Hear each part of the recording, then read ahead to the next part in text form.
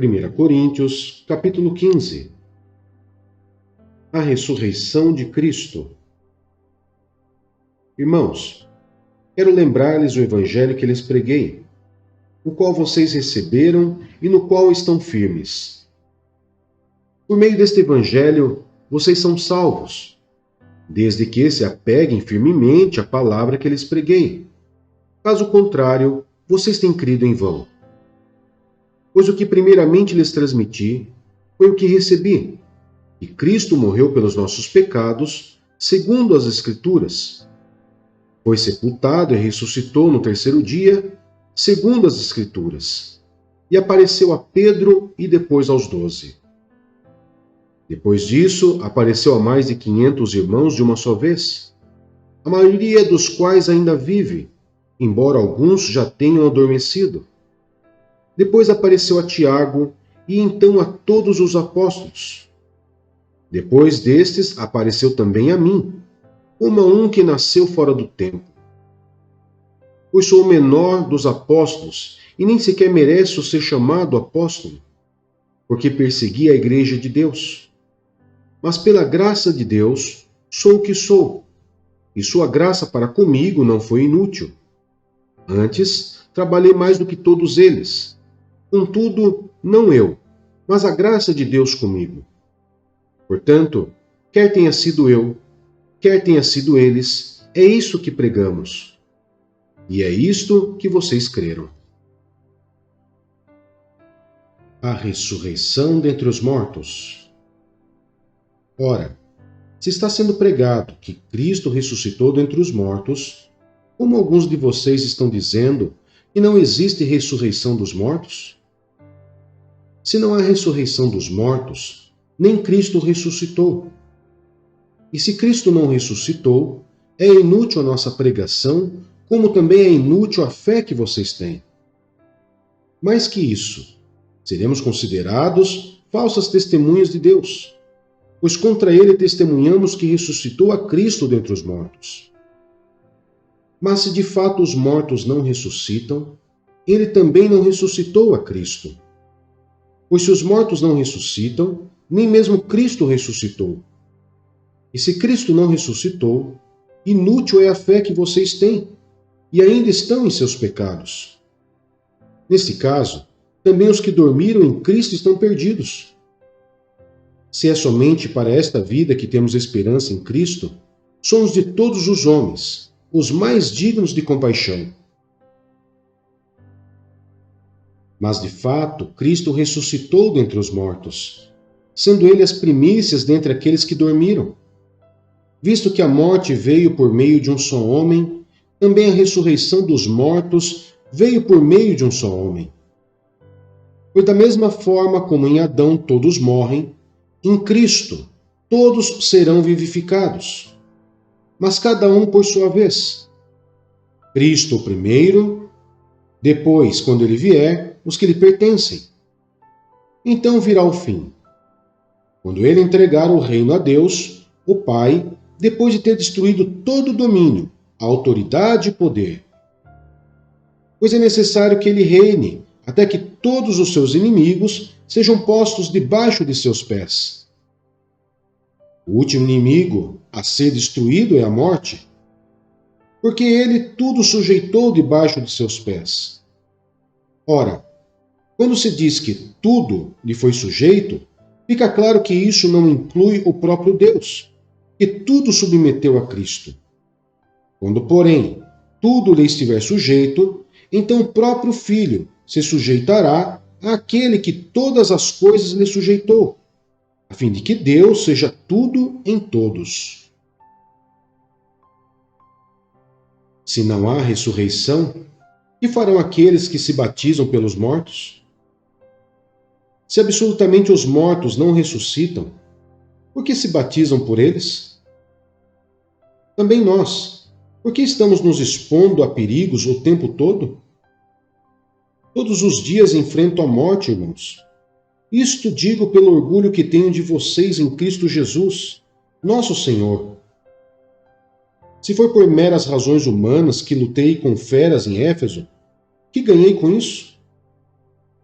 Se os mortos não ressuscitam, comamos e bebamos, porque amanhã morreremos.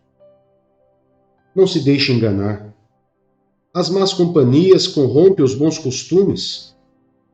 Como justos, recupere o bom senso e parem de pecar, pois alguns há que não têm conhecimento de Deus. Digo isto para a vergonha de vocês. O corpo da ressurreição. Mas alguém pode perguntar: como ressuscitam os mortos? Com que espécie de corpo virão? Insensato! O que você semeia não nasce a não ser que morra. Quando você semeia, não semeia o corpo que virá a ser, mas apenas uma simples semente, como de trigo ou de alguma outra coisa. Mas Deus lhe dá um corpo, como determinou, e a cada espécie de semente dá seu corpo apropriado. Nem toda carne é a mesma. Os homens têm uma espécie de carne, os animais têm outra, as aves outra, e os peixes outra. Há corpos celestes e há também corpos terrestres.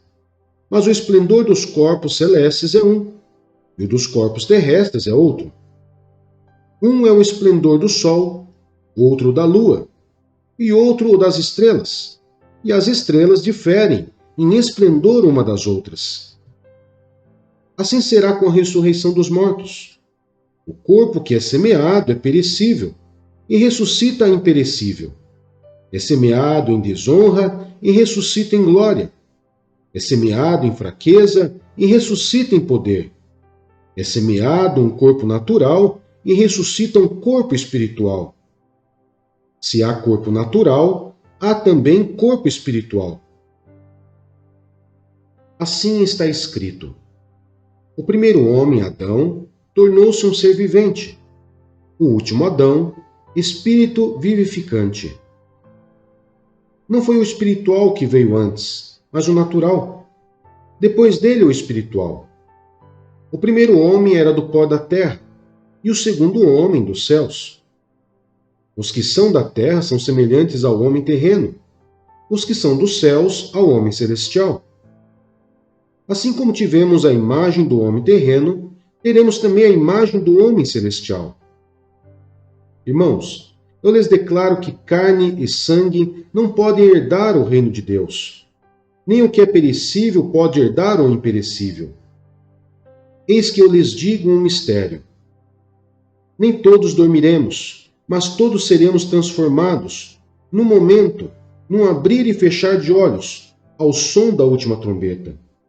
Pois a trombeta soará, os mortos ressuscitarão incorruptíveis, e nós seremos transformados. Pois é necessário que aquilo que é corruptível se revista de incorruptibilidade, e aquilo que é mortal se revista de imortalidade. Quando, porém, o que é corruptível se revestir de incorruptibilidade, e o que é mortal de imortalidade, então se cumprirá a palavra que está escrita: a morte foi destruída pela vitória. Onde está, ó morte, a sua vitória? Onde está, ó morte, o seu aguilhão? O aguilhão da morte é o pecado, e a força do pecado é a lei. Mas graças a Deus, que nos dá a vitória por meio de nosso Senhor Jesus Cristo. Portanto, meus amados irmãos, mantenham-se firmes, e que nada os abale. Sejam sempre dedicados à obra do Senhor, pois vocês sabem que no Senhor o trabalho de vocês não será inútil.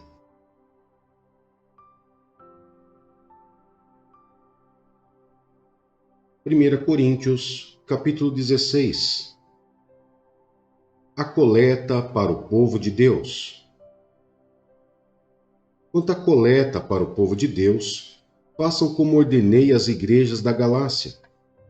No primeiro dia da semana, cada um de vocês separe uma quantia, de acordo com a sua renda, reservando-a para que não seja preciso fazer coletas quando eu chegar. Então, quando eu chegar, entregarei cartas de recomendação aos homens que vocês aprovarem, e os mandarei para Jerusalém com a oferta de vocês. Se parecer conveniente ir também, eles me acompanharão. Pedidos pessoais. Depois de passar pela Macedônia, irei visitá-los, já que passarei por lá. Talvez eu permaneça com vocês durante algum tempo, ou até mesmo passe o inverno com vocês, para que me ajudem na viagem, onde quer que eu vá. Desta vez não quero apenas vê-los e fazer uma visita de passagem.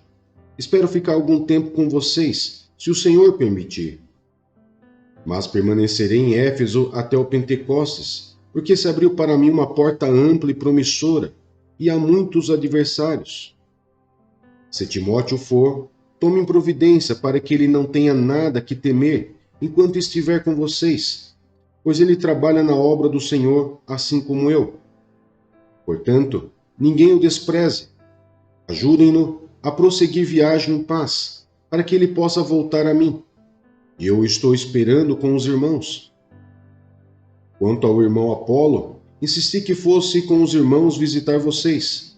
Ele não quis de modo nenhum ir agora, mas irá quando tiver boa oportunidade. Estejam vigilantes, mantenham-se firmes na fé, sejam homens de coragem, sejam fortes. Façam tudo com o amor. Vocês sabem que os da casa de Estéfanas foram o primeiro fruto da Acaia e que eles têm se dedicado ao serviço dos santos. Recomendamo-lhes, irmãos, que se submetam a pessoa como eles e a todos os que cooperam e trabalham conosco. Alegrei-me com a vinda de Estéfanas, Fortunato e Acaico, porque eles supriram o que estava faltando da parte de vocês. Eles trouxeram alívio ao meu espírito e ao de vocês também. Valorizem homens como estes. Saudações finais. As igrejas da província da Ásia, envia-lhes saudações. Áquila e Priscila os saudam afetuosamente no Senhor, e também a igreja que se reúne na casa deles. Todos os irmãos daqui lhes enviam saudações. Saudem uns aos outros com beijo santo. Eu, Paulo, escrevi essa saudação de próprio punho. Se alguém não ama o Senhor, seja amaldiçoado. Vem, Senhor. A graça do Senhor Jesus seja com vocês. Recebo o amor que tenho por todos vocês em Cristo Jesus. Amém.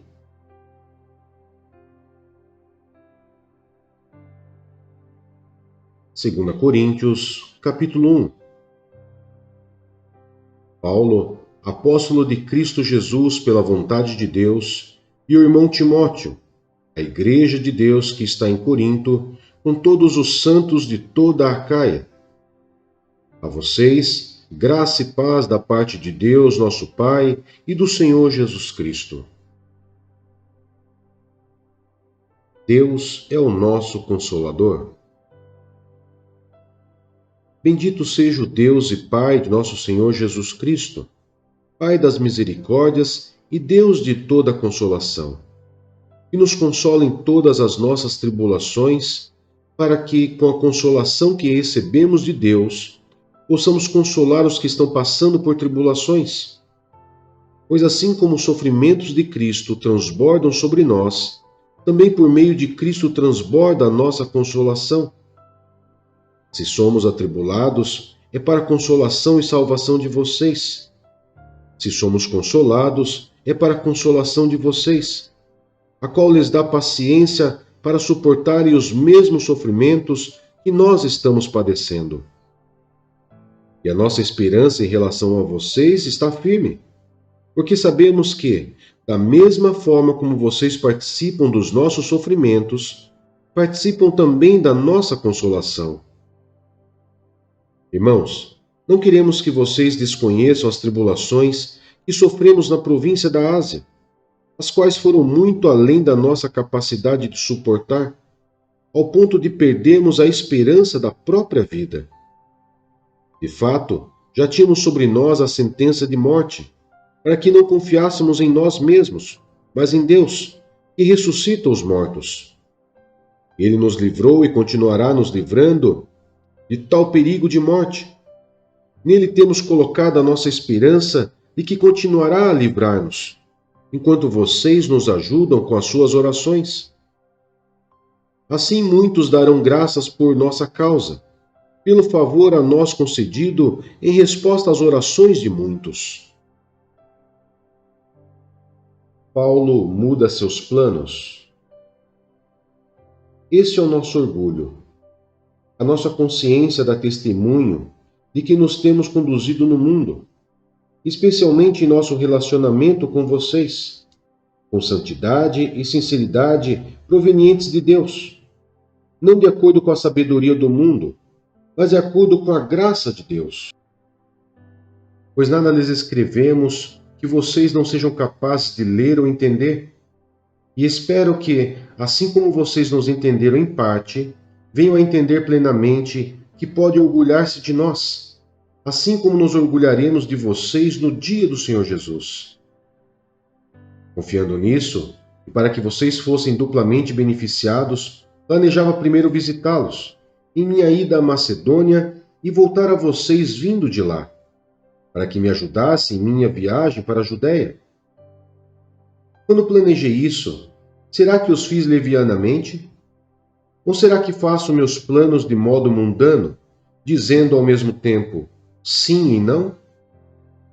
Todavia, como Deus é fiel, nossa mensagem a vocês não é sim e não, pois o Filho de Deus, Jesus Cristo, pregado entre vocês por mim e também por Silvano e Timóteo, não foi sim e não, mas nele sempre houve sim, pois quantas forem as promessas feitas por Deus, tantas tem em Cristo o sim. Por isso, por meio dele, o Amém é pronunciado por nós para a glória de Deus. Ora, é Deus que faz que nós e vocês permaneçamos firmes em Cristo. Ele nos ungiu, nos selou como sua propriedade e pôs o seu Espírito em nossos corações como garantia do que está por vir. Invoco a Deus como testemunha de que foi a fim de poupá-los que não voltei a Corinto. Não que tenhamos domínio sobre a sua fé, mas cooperamos com vocês para que tenham alegria, pois é pela fé que vocês permanecem firmes.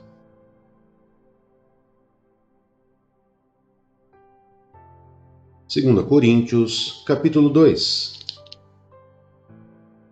Por isso resolvi não lhes fazer outra visita que causasse tristeza.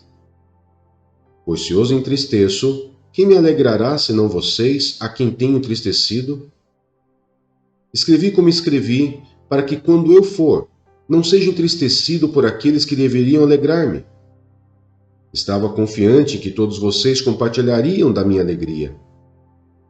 Pois eu lhes escrevi com grande aflição e angústia de coração, e com muitas lágrimas, não para entristecê-los, mas para que soubessem como é profundo o meu amor por vocês. Perdão para o pecado. Se um de vocês tem causado tristeza, não a tem causado apenas a mim, mas também, em parte, para eu não ser demasiadamente severo a todos vocês. A punição que lhe foi imposta pela maioria é suficiente. Agora, ao contrário, vocês devem perdoar-lhe e consolá-lo, para que ele não seja dominado por excessiva tristeza. Portanto, eu lhes recomendo que reafirme o amor que tem por ele. Eu lhes escrevi com o propósito de saber se vocês seriam aprovados, isto é, se seriam obedientes em tudo. Se vocês perdoam alguém, eu também perdoo. E aquilo que perdoei, se é que havia alguma coisa para perdoar, perdoei na presença de Cristo, por amor a vocês, a fim de que Satanás não tivesse vantagem sobre nós, pois não ignoramos as suas intenções. Ministros da Nova Aliança. Quando cheguei a Troade para pregar o Evangelho de Cristo e vi que o Senhor me havia aberto uma porta, ainda assim não tive sossego em meu espírito, porque não encontrei ali meu irmão Tito. Por isso, despedi-me deles e fui para a Macedônia. Mas graças a Deus, que sempre nos conduz vitoriosamente em Cristo e por nosso intermédio exala em todo lugar a fragrância do seu conhecimento. Porque para Deus somos o aroma de Cristo, entre os que estão sendo salvos e os que estão perecendo. Para estes somos cheiros de morte, para aqueles fragrância de vida. Mas quem está capacitado para tanto? Ao contrário de muitos, não negociamos a palavra de Deus visando lucro. Antes, em Cristo falamos diante de Deus com sinceridade, como homens enviados por Deus.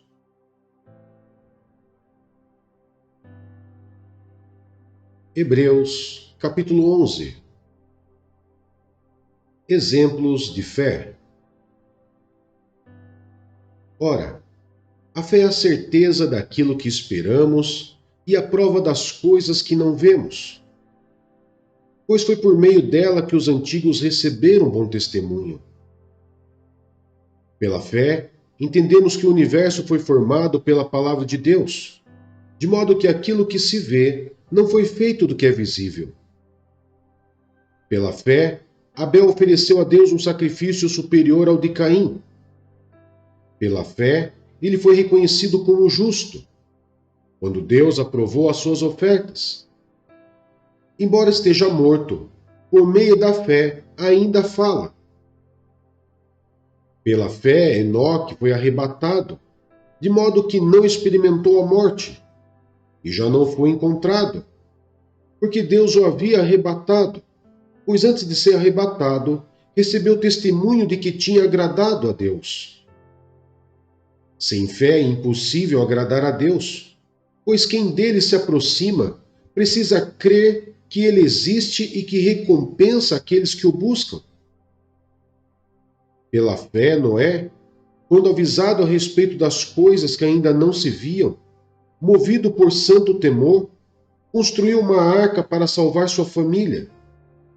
Por meio da fé, ele condenou o mundo e tornou-se herdeiro da justiça, que é segundo a fé. Pela fé, Abraão, quando chamado, obedeceu e dirigiu-se a um lugar que mais tarde receberia como herança, embora não soubesse para onde estava indo. Pela fé peregrinou na terra prometida, como se estivesse em terra estranha. Viveu em tendas, bem como Isaque e Jacó, co-herdeiros da mesma promessa. Pois ele esperava a cidade que tem alicerces, cujo arquiteto e edificador é Deus. Pela fé, Abraão, e também a própria Sara, apesar de estéril e avançada em idade, recebeu poder para gerar um filho, porque considerou fiel aquele que lhe havia feito a promessa. Assim, daquele homem, já sem vitalidade, originaram-se descendentes tão numerosos como as estrelas do céu, e tão incontáveis como a areia da praia do mar. Todos esses viveram pela fé, e morreram sem receber o que tinha sido prometido. Viram-no de longe, e de longe o saudaram, e conhecendo que eram estrangeiros e peregrinos na terra. Os que assim falam mostram que estão buscando uma pátria. Se estivessem pensando naquela de onde saíram, teriam oportunidade de voltar.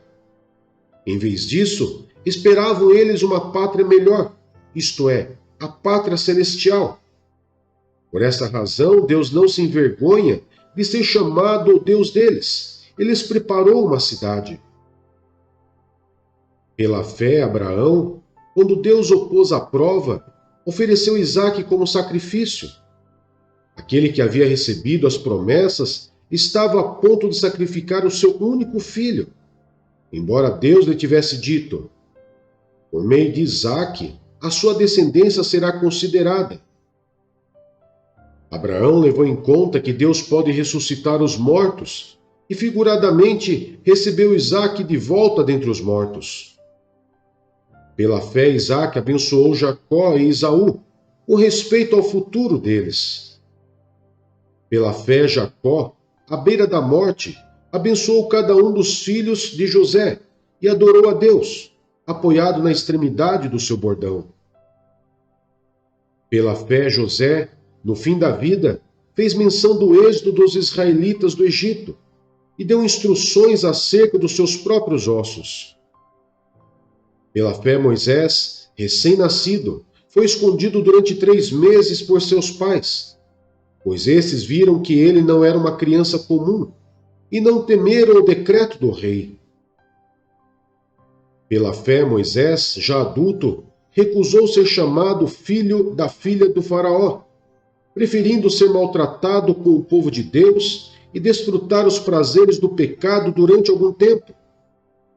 Por amor de Cristo, considerou sua desonra uma riqueza maior do que os tesouros do Egito, porque contemplava a sua recompensa. Pela fé, saiu do Egito não temendo a ira do rei, e perseverou, porque via aquele que é invisível.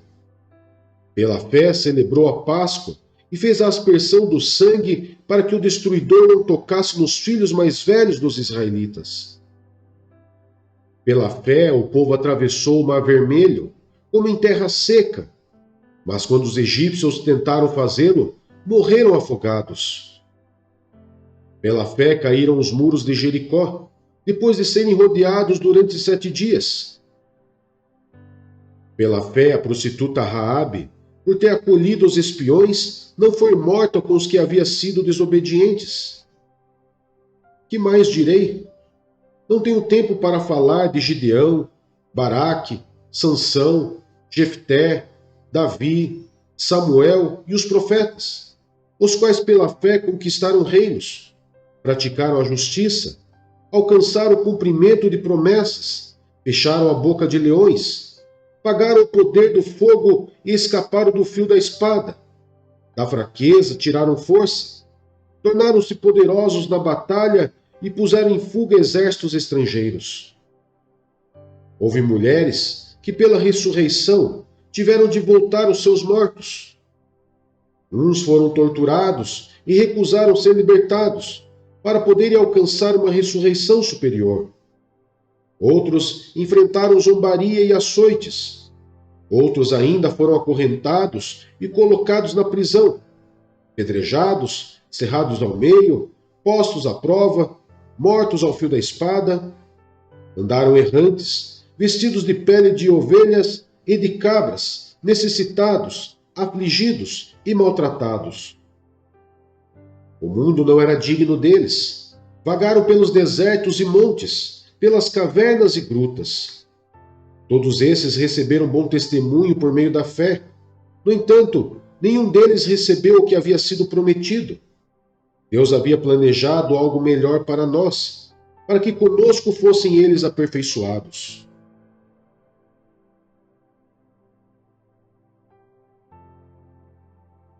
Hebreus, capítulo 12. Portanto, também nós, uma vez que estamos rodeados por tão grande nuvem de testemunhas, livremo-nos de tudo o que nos atrapalha e do pecado que nos envolve, e corramos com perseverança a corrida que nos é proposta, tendo os olhos fitos em Jesus, autor e consumidor da nossa fé. Ele, pela alegria que lhe fora proposta, suportou a cruz, desprezando a vergonha, e assentou-se à direita do trono de Deus. Pensem bem naquele que suporta tal oposição dos pecadores contra si mesmo, para que vocês não se cansem nem desanimem.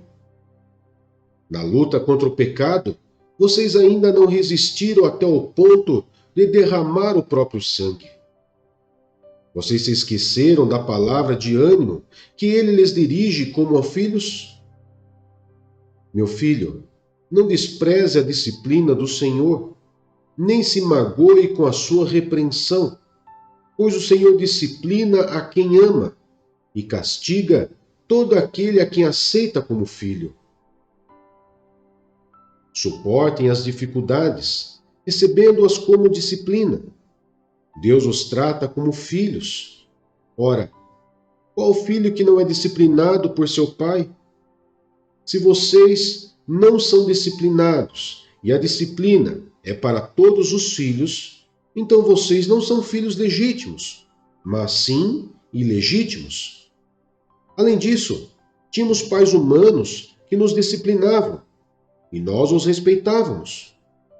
Quanto mais devemos submeter-nos ao Pai dos Espíritos, para assim vivemos. Nossos pais nos disciplinavam por curto período, segundo lhes parecia melhor. Mas Deus nos disciplina para o nosso bem, para que participemos da sua santidade. Nenhuma disciplina parece ser motivo de alegria no momento, mas sim de tristeza. Mais tarde, porém, produz fruto de justiça e paz para aqueles que por ela foram exercitados. Portanto, fortaleçam as mãos enfraquecidas e os joelhos vacilantes. Façam caminhos retos para os seus pés, para que o manco não se desvie, antes seja curado. Advertência contra a rejeição de Deus. Esforcem-se para viver em paz com todos e para serem santos. Sem santidade, ninguém verá o Senhor.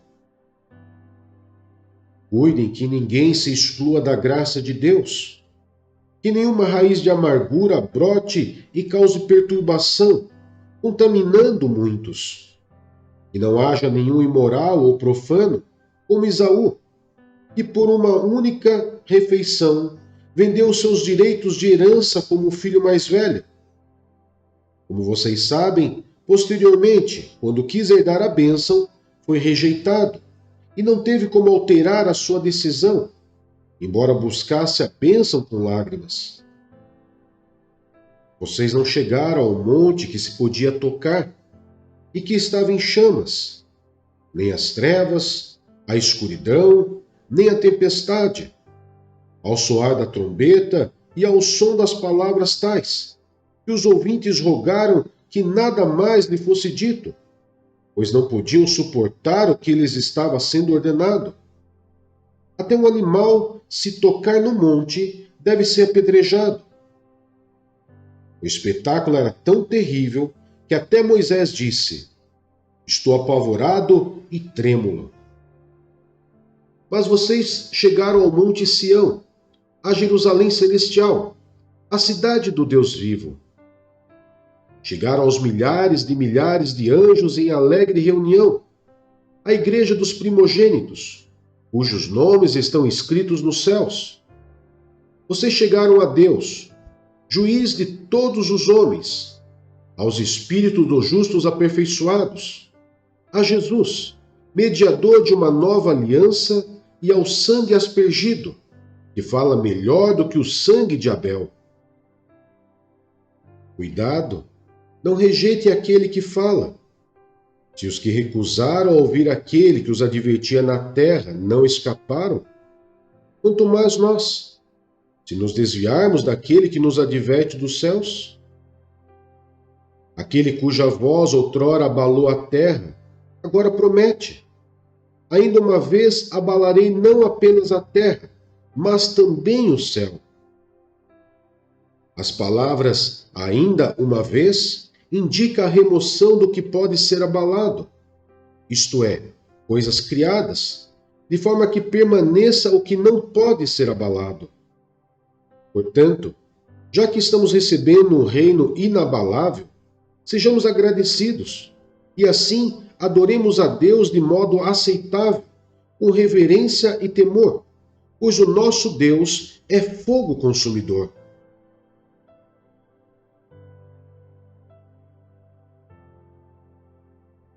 Hebreus, capítulo 13. Exortações finais. Seja constante o amor fraternal. Não se esqueçam da hospitalidade. Foi praticando-a que, sem o saber, alguns acolheram anjos. Lembrem-se dos que estão na prisão, como se aprisionados com eles, dos que estão sendo maltratados, como se vocês mesmos estivessem sendo maltratados. O casamento deve ser honrado por todos. O leito conjugal conservado puro, pois Deus julgará os imorais e os adúlteros. Conservem-se livres do amor ao dinheiro e contentem-se com o que vocês têm, porque Deus mesmo disse: Nunca o deixarei, nunca o abandonarei. Podemos, pois, dizer com confiança: O Senhor é o meu ajudador, não temerei. O que me podem fazer os homens? Lembrem-se dos seus líderes, eles falaram a palavra de Deus. Observem bem o resultado da vida que tiveram e imitem a sua fé. Jesus Cristo é o mesmo, ontem, hoje e para sempre. Não se deixem levar pelos diversos ensinos estranhos. É bom que o nosso coração seja fortalecido pela graça e não por alimentos cerimoniais, os quais não têm valor para aqueles que o comem. Nós temos um altar do qual não têm direito de comer os que ministram no tabernáculo. O sumo sacerdote leva sangue de animais até o lugar santíssimo, como oferta pelo pecado, mas os corpos dos animais são queimados fora do acampamento. Assim, Jesus também sofreu fora das portas da cidade, para santificar o povo por meio do seu próprio sangue. Portanto, saiamos até ele, fora do acampamento, suportando a desonra que ele suportou. Pois não temos aqui nenhuma cidade permanente, mas buscamos a que há de vir.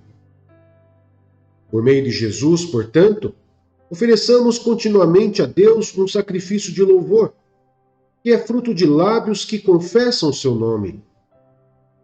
Não se esqueçam de fazer o bem e de repartir com os outros o que vocês têm, pois de tais sacrifícios Deus se agrada. Obedeçam aos seus líderes e submetam-se à autoridade deles. Eles cuidam de vocês como quem deve prestar contas. Obedeçam-lhes para que o trabalho deles seja uma alegria e não um peso, pois isso não seria proveitoso para vocês. Orem por nós. Estamos certos de que temos consciência limpa e desejamos viver de maneira honrosa em tudo.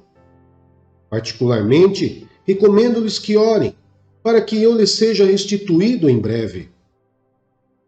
O Deus da paz, que pelo sangue da aliança eterna trouxe de volta dentre os mortos o nosso Senhor Jesus Cristo, o grande pastor das ovelhas, os aperfeiçoe em todo o bem para fazerem a vontade dele, e opere em nós o que lhe é agradável, mediante Jesus Cristo, a quem seja a glória para todos sempre.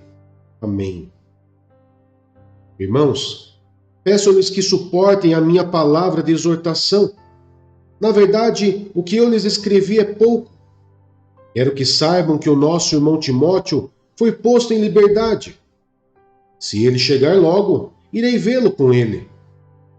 Saudem a todos os seus líderes e a todos os santos. Os da Itália lhes enviam saudações. A graça seja com todos vocês.